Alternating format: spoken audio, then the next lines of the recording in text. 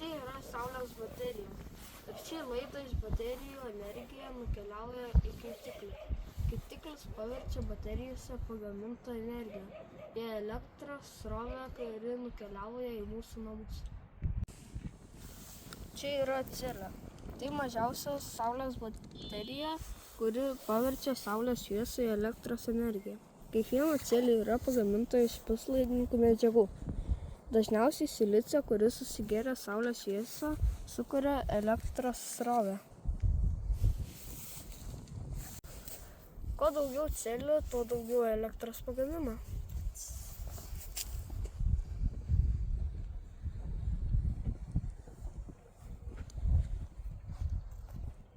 Saulės baterijas galima montuoti kaip ant žemės, taip ir ant stogo.